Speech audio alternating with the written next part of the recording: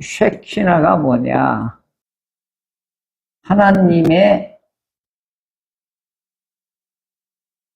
엄위하신 임재. 요게 쉐키나예요. 이 하나님의 임재를 말하는 거예요. 이것은 부정한 자에게 임하면 죽음이 돼요. 그래서 하나님의 원하시는 방식과 거룩함이 없을 때에는 이게 심판의 불이 돼요. 그래서 아까 여기 어미라고 하는 말을 쓴 거죠. 그런데 하나님의 이 임재에 들어가는 사람에게는 덜덜덜 떨려요.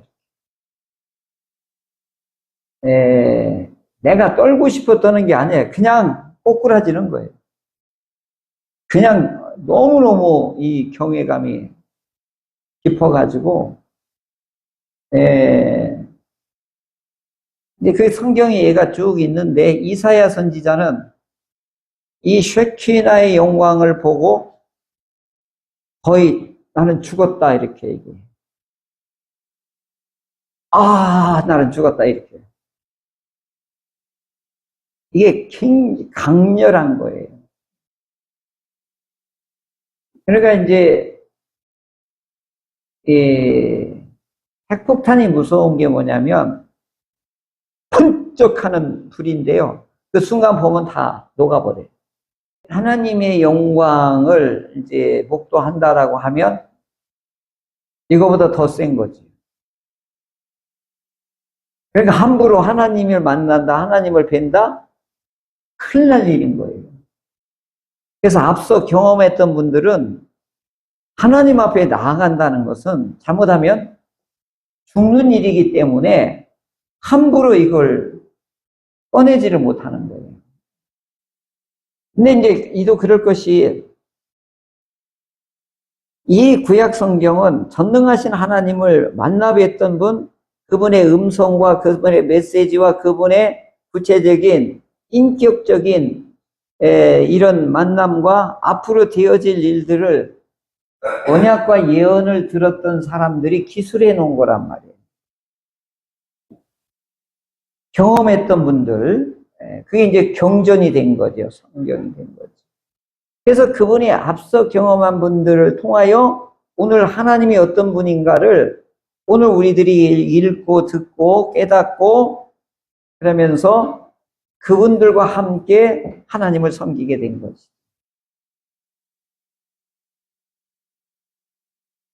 그래서 제일 중요한 게 뭐냐? 하나님을 어떻게 알 수 있느냐? 하나님은 어떤 분인지 어떻게 알 수 있고 어떻게 믿을 수 있고 어떻게 깨달을 수 있느냐? 그래서 구약 성경은 이걸 그렇게 중요시 여겼던 거예요. 이 쉐키나. 하나님의 임재를 경험하고 하나님의 임재를 체험하고 하나님의 임재를 이와 같이 보호했던 것이 없으면은 하나님을 제대로 모르는 거예요. 그래서 구약 성경도 그렇고 신약 성경도 그렇고 성경 전체는 하나님과 나와의 관계가 얼마나 깊으냐가 신앙의 척도가 되는 거예요. 하나님과 나하고 얼마나 가깝냐, 얼마나 깊으냐, 얼마나 단단히 이와 같이 형성되어 있느냐. 사실은 이 관계를 더욱더 견고하게 하기 위해서 날짜도 정해놓고 장소도 정해놓고 그리고 우리의 삶에 어떻게 걸음걸이는 어떻게 해야 될 것이고 말은 어떻게 해야 될 것이고 이웃하고 안 믿는 사람하고는 직장에서는 일터에서는 가정에서는 어떻게 해야 될 거냐 이런 걸 다 이렇게 정해 주셨단 말이에요. 그걸 가능하게 하는 게 뭐냐? 쉐키나예요. 쉐키나. 그래서 이 구약 성경은 전능하신 하나님을 만나 뵀던 분, 그분의 음성과 그분의 메시지와 그분의 구체적인 인격적인 이런 만남과 앞으로 되어질 일들을 언약과 예언을 들었던 사람들이 기술해 놓은 거란 말이에요. 경험했던 분들, 그게 이제 경전이 된 거죠. 성경이 된 거죠. 그래서 그분이 앞서 경험한 분들을 통하여 오늘 하나님이 어떤 분인가를 오늘 우리들이 읽고 듣고 깨닫고 그러면서 그분들과 함께 하나님을 섬기게 된 거지.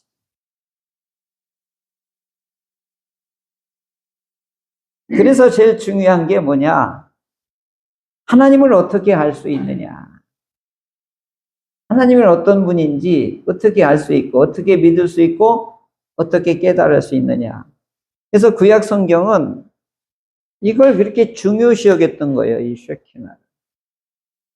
하나님의 임재를 경험하고 하나님의 임재를 체험하고 하나님의 임재를 이와 같이 보호했던 것이 없으면은 하나님을 제대로 모르는 거예요. 그래서 구약 성경도 그렇고 신약 성경도 그렇고 성경 전체는 하나님과 나와의 관계가 얼마나 깊으냐가 신앙의 척도가 되는 거예요.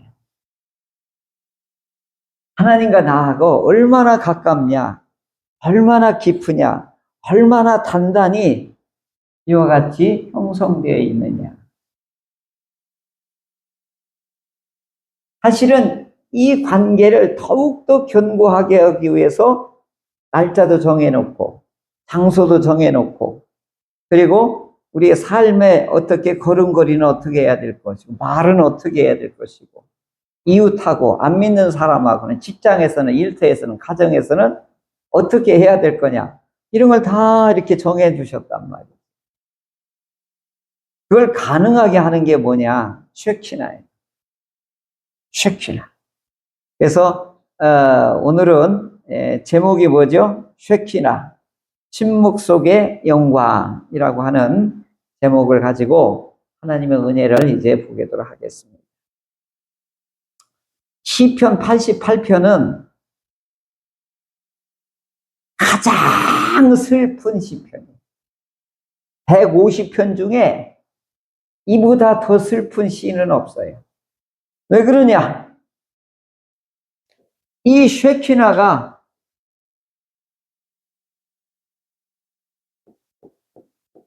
이 흑암으로 인하여서 이게 보이지가 않는 거예요. 여기에 시인이 여기에서 이 흑암, 이 쉐키나의 영광이 자기한테 이렇게 내려오지 않는 것으로 인하여서 울고 있는 시편이 88편이 되겠습니다. 이게 장르는 탄원시예요. 하나님 앞에 부르짖고 탄원하는 건데 시편 150편이 탄원이 3분의 2가 탄원시예요. 근데 마지막에는 감사와 찬송으로 다 끝나요. 근데 이 시편은 뭘로 끝나냐면 18절 한번 볼래요? 18절. 주는 내게서 사랑하는 자와 친구를 멀리 떠나게 하시며 내가 아는 자를 흑암에 가두셨나이다. 여기 흑암, 쉐올, 어둠, 웅덩이, 음침한 곳, 무덤 전부 깜깜한 거예요. 여기 부르짖는데 1절, 2절 막 부르짖잖아요. 그죠? 탄원하는데 하나님이 안 보여요. 하나님이 응답이 없어요. 무슨 응답만 있냐? 마지막 절이 가장 슬퍼요. 뭐죠? 누구를 떠나게 하죠? 친구. 그 다음에 사랑하는 자. 이거 여러분, 가장 슬픈 게 뭔지? 사랑하는 자가 떠나는 거예요. 뭐니 뭐니 해도 이게 제일 슬퍼요. 막 부르짖었고 하나님 앞에 탄원하고 막 하는데도 하나님은 무응답이에요. 침묵해.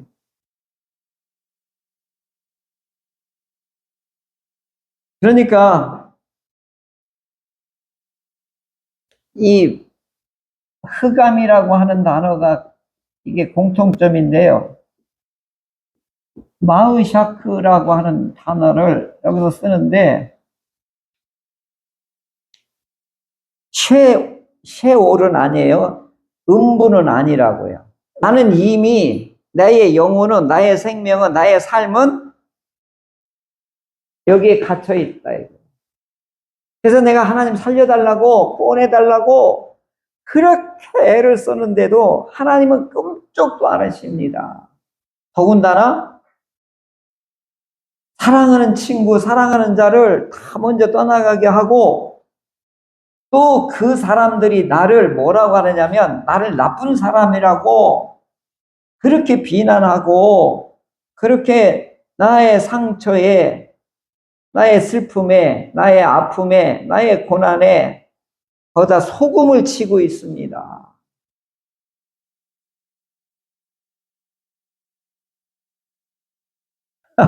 10절 보면 죽은 자들에게 기이한 일을 보이시렵니까?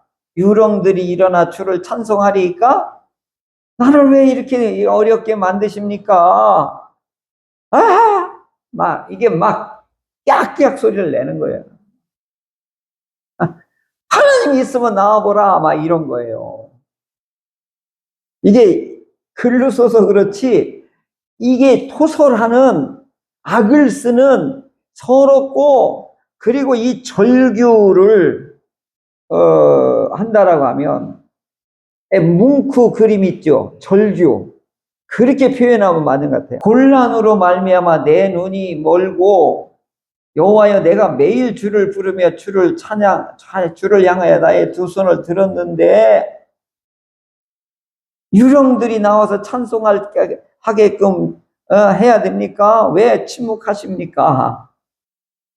그 14절에 보면 이게 절정이에요. 14절 보세요. 같이 읽어볼까요?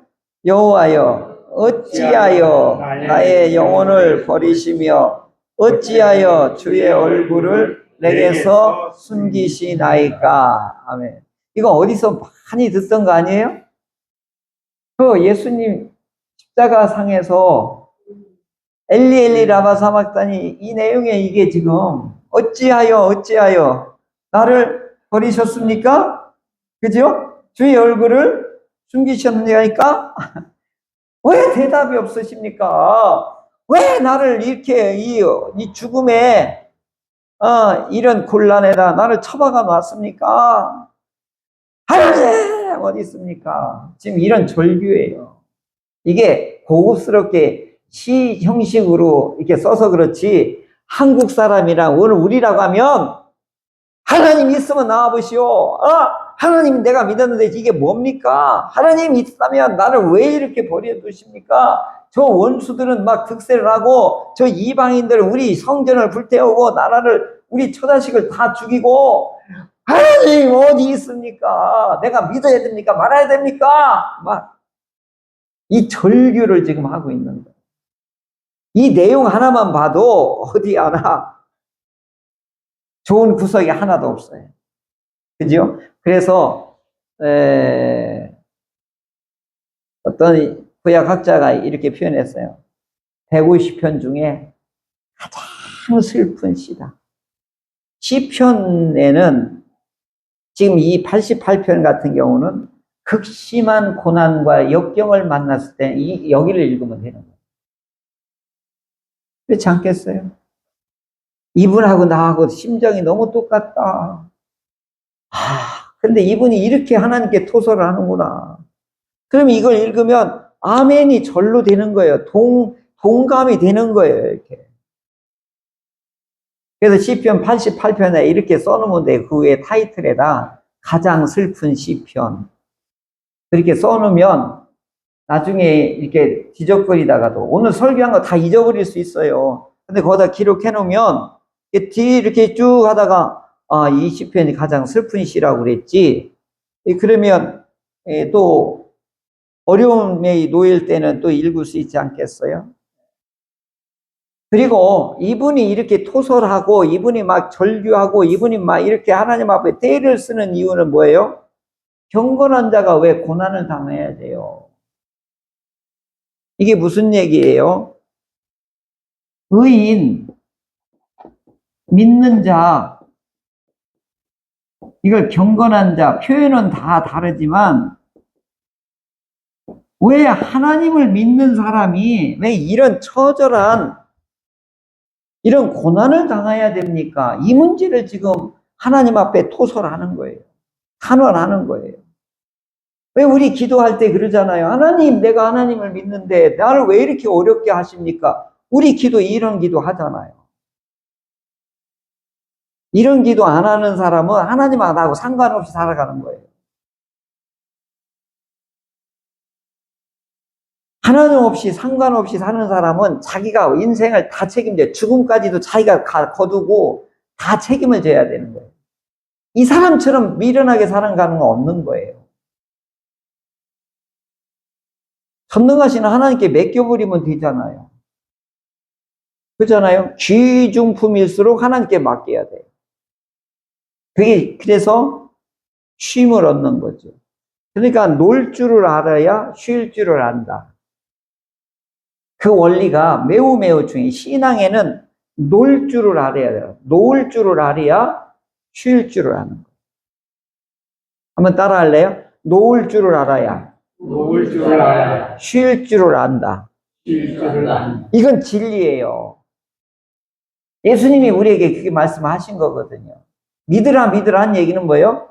나한테 전부 맡기라 그 얘기잖아요. 그 십자가한테 다 맡기라 그 얘기 하신 거잖아요. 근데 이 시인도 하나님께 다 맡기는데 왜 이런 곤란이 왜 떠나지 않습니까? 나를 왜 여전히 이 흑암의 고통 속에다가 나를 이렇게 꽁꽁 이렇게 내놓습니까? 왜 사랑하는 자를 떠나게 하고 친구를 떠나게 하고 내 옆에 사람들이 나보고 다 나쁜 사람이라고 그런 모진 소리를 들어야 됩니까? 내가 어렸을 때부터 고난을 당하여 죽게 되었으며 주께서 두렵게 하실 때 내가 당황합니다. 그러니까 이게 보면 인생 전체가 고난이었다. 그러니까 이 시편이 슬픈 거예요. 그런데 대단한 거죠. 나 같으면 도망가. 하나님 버려. 근데 이분은 뭐예요? 절규하면서 왜? 어찌하여 이거 뭐예요? 끝까지 붙잡는 거예요. 왜 그럴까요? 침묵 속에 하나님이 나에게 무관심하고 무응답하고 하나님은 멀리 떠난 것 같은 게 그게 아니에요. 여전히 이렇게 하고서 끝까지 바라보시는 침묵 속에서 우리를 바라보시는 하나님을 의식하고 있는 거예요. 그걸 뭐라고 하는 거예요? 침묵 속의 영광이 이 쉐키나가 있는 것을 이 시인은 이 슬픔 중에서도 이 쉐키나 하나님의 임재를 이 침묵 속에 아직도 반응이 없으시고 아직도 움직이지 않으시는 그 하나님이 언젠가는 반드시 나에게 응답하실 거라고 하는 것을 이 소망을 이 믿음을 놓지 않는 거예요. 할렐루야. 이걸 오늘 우리는 여기서 봐야 돼요. 그래서 아침이라는 단어가 나오죠. 아침. 그 시인 한영고 목사님이 이런 설교를 했어요. 아침은 피곤해하지 않는다. 그런 설교를 하더라고요. 아침은 피곤해하지를 않는다. 저녁은 피곤하죠? 아침은 여전히 피곤하지 발딱발딱 온다는 거예요. 이분은 이제 이렇게 본 거예요. 근데 여기에 이 시인도 이렇게 얘기하죠. 아침 얘기하잖아요. 13절에. 그죠? 볼까요? 여호와여 오직 내가 주께 부르짖었사오니 아침에 나의 기도가 주의 앞에 이르리이다. 이건 어둠하고 아침하고는 완전 대비가 이루어지는 거예요. 그러면 이 시인은 어둠은 이제 끝났다 이거예요. 흑암은 이제 끝나고 이제 뭐예요? 이제 하나님이 새롭게 나에게 올 것을 고대하고 기대하고 소망하면서 지금 이 13절을 하나님 앞에 탄원하고 있는 것이죠. 그러니까 이분은 하나님을 어떻게 떠난 사람이 아니에요. 어떻게죠? 이 슬픔과 고난 속에서도 창조주 하나님을 지금 붙잡고 있는 거예요. 자, 여기에서 중요한 게 있어요. 하나님이 어떤 분이냐고 할 때 이걸 신론이라고 그래요. 이걸 신관이라고 그래요. 하나님은 선하시잖아요. 하나님은 의로우시잖아요. 그런데 내가 하나님을 믿고 하나님을 경건하게 따르는데 왜 선하신 하나님이, 왜 의로우신 하나님이 나를 이렇게 못 살게, 나에게 왜 복을 안 주십니까? 이게 신정론이라고 그래요. 그게 대표적인 사람이 누구예요? 욥이에요. 그러니까 하나님은 구원자 하나님인데 왜 나를 이렇게 못 살게 내버려 두십니까? 내가 교회 나오고 하나님을 믿는데 왜 하나님은 나에게 이런 어려움을 주십니까? 이 문제를 토설하는 게 욥기예요. 이게 오늘 우리들이라고 해요. 근데 여기서는 해답이 없어요. 그 주신 자도 여호와요, 취하신도 여호와. 2장까지는 그렇게 나와요. 3장에 딱 들어가면서 욥의 입에서 뭐가 나오는지 알아요? 왜 나를 낳으셨습니까? 하면서 하나님을 막 입으로 항변을 해요. 항변을. 욥이 어디서 의롭고 뭐 정의로워? 하나도 없어요. 그런 거. 오늘 우리하고 똑같아요. 아무리 의로운 사람이라고요, 바늘로 10번만 찔러봐요. 그 입에서 착한 말 나와요, 안 나와요? 에? 막 욕이 나오고 어떤 놈이 아마 이게 나오게 돼 있다고요. 욥이 마찬가지인 거예요. 그래서 하나님이 엘리우를 동원하고 하나님 마지막에 나와요. 뭐라고 하는지 알아요? 이렇게 대답해요. 내가 빛이 있으라 갈 때 너 어디 있었어? 창조 과정을 쫙 50가지 질문을 해요. 나중에 이 욥이 유구무원이에요. 자기는 창조할 때 티끌만도 못한 존재. 근데 어디다 대고 창조주 하나님 앞에 삿대질하고 왜 그러십니까? 막 이렇게 함부로 말할 수 있느냐 하면서 욥을 구원자 하나님으로 볼 때는 의인이 왜 고난을 당하야 되는 해답이 안 나와요. 창조자 하나님일 때는 이게 해답이 나오는 거예요. 이게 시편, 욥기, 이게 굉장한 구약 성경이거든요. 오늘 인생의 문제, 신앙의 문제, 우리의 삶의 문제가 이게 다 어우러지는 거거든요.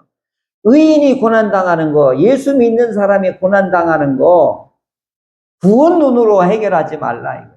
뭘로 해결하라? 창조주 여호와, 죽음과 심판을, 삶과 죽음을 심판하시는 창조자 하나님을 거기에서 흔들리지 말라. 이건 욥기를 통해서 우리에게 주시는 거고, 오늘 88편은 뭐예요? 극심한 이 슬픔 중에서도 창조자 하나님을 기억하라.